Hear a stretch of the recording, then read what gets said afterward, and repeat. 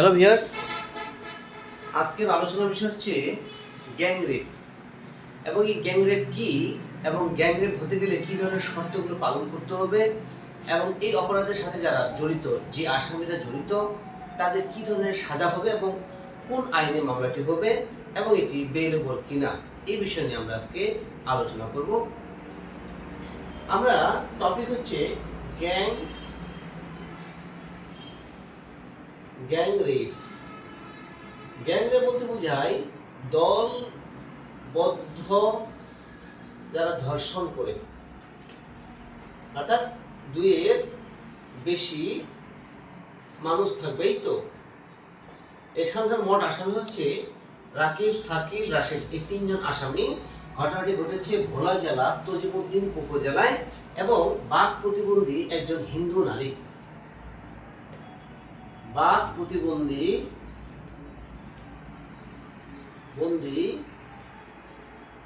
এক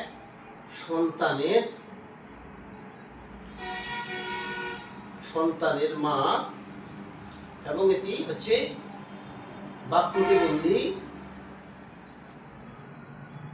হিন্দু নারী। সে একটি ধর্মীয় অনুষ্ঠানে গিয়েছিল এবং সেখানে কীর্তন শুনতে যায়। এই কীর্তন শোনার পরে রাত 9টার দিকে যখন সে অটো রিক্সা করে বাড়ির দিকে রওনা হয়, মাঝপথে এই অটো রিক্সা চালক সাথে আরো দুইজন আসামি, যাদের নাম হচ্ছে রাকিব, শাকিল, রাশেদ, এই তিনজন আসামি, তারা কি করে রাস্তা থেকে নির্জন জায়গায় নিয়ে যায়, তাকে চেতনানাশক ওষুধ খাওয়াই দেয় এবং তাকে এক প্রকার অজ্ঞান করে তাকে রাতভর ধর্ষণ করে। ঘটনাটি ঘটেছিল রাত 9টায় এবং চেতনানাশক ওষুধ খাওয়াই দেয়। এবং তারা গ্যাংরেপ করে তাকে সারা রাত ধর্ষণ করে, নির্যাতন করে। সকালবেলা সেখানকার স্থানীয় লোকজন হাসপাতালে নিয়ে গেলে তাকে সদর হাসপাতালের জন্য বলা হয়, কারণ সে অনেক গুরুতর। অর্থাৎ এই ধরনের যদি অপরাধ করে থাকে, তাহলে এই ধরনের অপরাধ যদি হয় বা হতে হয়, তাহলে কি ধরনের শর্তগুলো পালন করতে হবে আমরা একটু দেখে নিই। প্রথমটি হচ্ছে যে ধর্ষণ সম্পূর্ণ হবে। দুই নম্বর হচ্ছে এটি শিশু হতে পারে অথবা এটি নারী হতে পারে। তারপর হচ্ছে যে এই ধর্ষণ করার পর তার মৃত্যু হতে পারে অথবা সে আহত হতে পারে। আমরা দেখেছি যে অনেক ধর্ষণ করার পর, গ্যাংরেপ করার পর মারা যায় অথবা অনেক সময় সে আহত হয়, তার মুখের আকৃতি নষ্ট করে ফেলে, শরীরের বিভিন্ন অংশে তার আঘাত হয় এবং কি ব্লাড যায়। তো এই ধরনের ঘটনাগুলো যদি ঘটে, সেক্ষেত্রে শর্ত পূরণ হলো যে এটি গ্যাংরেপের একটি মামলা হবে। মামলাটি হবে নারী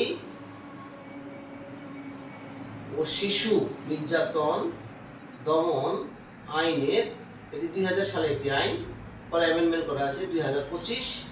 ধারাটি হচ্ছে 9(3) উপধারা। তার মানে আমরা জানলাম কি যে 9(3) উপধারা হচ্ছে এই ধারায় মামলাটি করতে হবে। যদি এই ধরনের অপরাধ করে থাকে এবং 9(3) ধারায় মামলাটি হয়ে থাকে, তাহলে ওই আসামিদের শাস্তি হবে মৃত্যুদণ্ড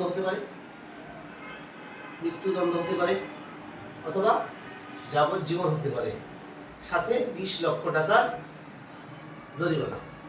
তাহলে আমরা কি জানলাম যে যদি নারী ও শিশু নির্যাতন দমন আইন অনুসারে গ্যাংরেপ হয়, তাহলে সেকশন 9 সাবসেকশন হচ্ছে 3 এবং এটি শাস্তি হচ্ছে মৃত্যুদণ্ড বা যাবজ্জীবন, সাথে হচ্ছে 20 লক্ষ টাকা জরিমানা।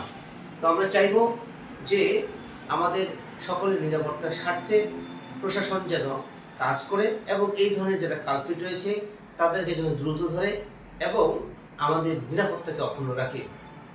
এবং যারা যে ভিকটিম রয়েছে তার পরিবারের জন্য এবং তার জন্য আমরা অবশ্যই দুঃখ প্রকাশ করব।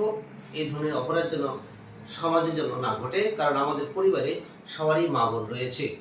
তাই নিজের পরিবারের স্বার্থে, নিজের সমাজের স্বার্থে, দেশের স্বার্থে এই ধরনের যারা অফেন্স করবে বা অপরাধের সাথে জড়িত হবে তারা যেন দৃষ্টান্তমূলক শাস্তি পায়, এবং প্রশাসন যেন অপরাধ সংগঠিত হওয়ার আগে অথবা হওয়ার পরে, অনেক অফেন্স আছে যে কিছুটা আভাস পাওয়া যায়, সেক্ষেত্রেও যেন প্রশাসন সহায়তা করে, এবং যদি এই ধরনের অফেন্স হয়ে যায় সেক্ষেত্রেও যেন প্রশাসন দ্রুত সেই আসামিদের গ্রেপ্তার করে এবং আইনের মাধ্যমে যেন দৃষ্টান্তমূলক শাস্তি হয়।